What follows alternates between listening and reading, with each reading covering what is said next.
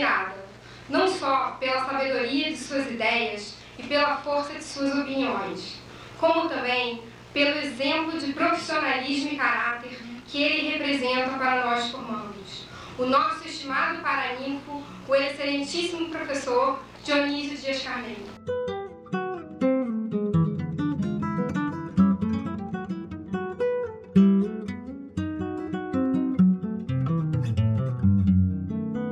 Quero agradecer aos jovens colegas da turma Eugênio Budan pela honra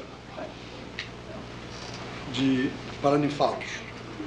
Meu tema hoje é uma espécie de boas-vindas aos meus colegas, do lado de cada responsabilidade profissional. O professor Dionísio Dias Carneiro, catedrático do Departamento de Economia da PUC, Rio de Janeiro. Professor Dionísio, o senhor é considerado nos meios acadêmicos uma espécie de sucessor do ex-ministro Mário Henrique Simons, pela sua capacidade de conviver com todas as correntes da economia e ser respeitado por todos pela sua visão acadêmica e não apaixonada. Como é que o senhor está vendo, 2 anos depois, a desvalorização do real? Valeu a pena? Em primeiro lugar, deixa eu agradecer a sua herança, que muito me honra, mas na realidade eu não tenho a diferença do tamanho dos pés para o tamanho das sandálias é visível, de modo que não é a sandália da humildade aí. O resultado da desvalorização, talvez o mais importante, não tenha sido tanto o montante da desvalorização, tenha sido a liberação de um regime de regras para um regime em que a flutuação do câmbio permitiu um outro grau de liberdade à economia brasileira. Não há dúvida que valeu a pena. Mercados não suprem necessidades humanas, apenas aquelas que são satisfeitas com mercadorias. Tarefa difícil dos economistas é distinguir entre o que produzimos de forma econômica daquilo que produzimos com outros fatores que não são reproduzíveis por meio de mercadorias. O economista Dionísio Dias Carneiro, professor da PUC, é autor de uma série de estudos sobre o problema habitacional brasileiro. Analisou as soluções de outros países, o nosso déficit, a engenharia financeira que pode ser montada para não se repetir os erros do passado. Há 20 anos, desde o colapso do BNH, a gente está falando a mesma coisa, problema do déficit, e a gente continua com esse problema. E você acha que tudo que você viu, analisou, pesquisou e comparou, é possível encontrar o caminho que leve à casa do brasileiro?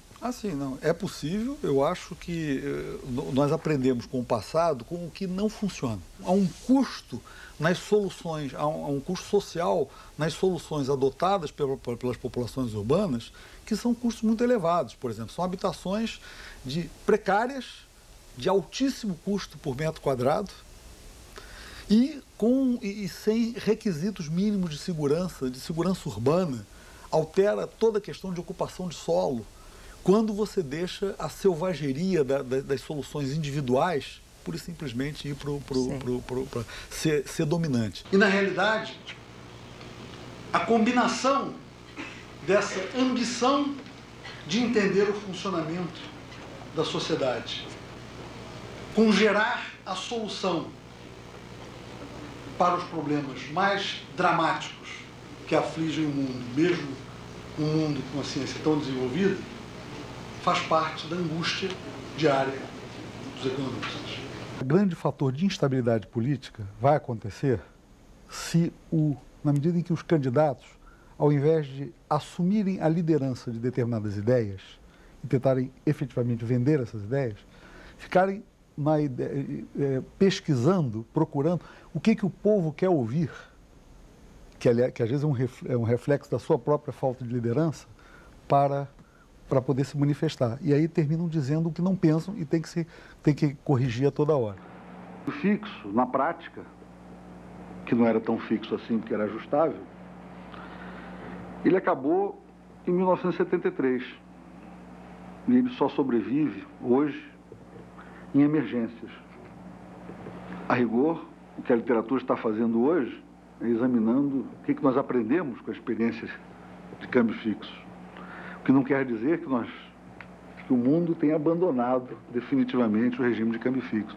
A rigor, se você tiver uma união monetária mundial, cada país só tem uma alternativa, que é adotar um regime de câmbio fixo. O senhor só vê uma solução para o Brasil numa visão globalizada mesmo? Assim. Porque eu acho que você não tem solução para um país dessa magnitude, com o grau de articulação que o Brasil tem, na perspectiva de um mundo fechado e encolhendo. Não é esse tipo de modelo que a gente tem. Na realidade, hoje, nenhum país desse porte pode pensar numa coisa dessa. Antigamente, isso era uma solução, vamos então para a solução autárquica. Então, você tem todas as soluções autárquicas não funcionaram. Esse é o nosso problema, como é o problema da China, como é o problema da Rússia. Porque não tem saída sem uma integração internacional. Então, agora, a integração internacional tem que ser num ambiente de crescimento. Você não vai se integrar num mundo em frangalhos. As frustrações de Schumpeter também nos motivam para a reflexão sobre o papel do economista e sobre o que se pode esperar da profissão. E nos ensinam algo acerca de uma profissão marcada, de um profissional marcado por um certo romantismo profissional. Numa profissão que é marcada pela ideia de objetividade. Os problemas são nossos. Os problemas não são, o problema do mundo é outro. O problema do mundo está sendo resolvido e vai ser. E vamos resolver o nosso também. Precisamos. Olha, professora, essa sua entrevista até me aliviou. Acho que vai mudar até um pouco o meu estado de humor nesse final de semana, porque esses dias todos, com todas as pessoas com quem a gente tem conversado, tanto na área econômica, mercado financeiro, há um clima de tanta tensão, de tanta insegurança, de tanto medo, quase pânico. Eu acho que o que acontece é que o pessimismo exagerado, em geral, ele vem também fruto de um overshoot, de um excesso de otimismo que houve quando foi anunciado o pacote de apoio ao Brasil. Quer dizer, de repente, vai ter um apoio de 50 bilhões de dólares. Então, isso é uma coisa... Resolvemos tudo. Então, resolvemos o problema. Não resolvemos o problema. Nós continuamos com o problema que nós tínhamos antes do pacote.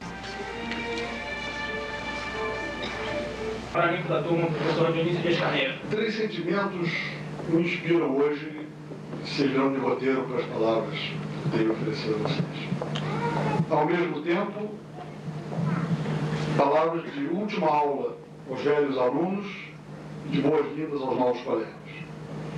Os 3 sentimentos são orgulho, responsabilidade e alegria. Orgulho. Vamos começar pela confissão do pecado.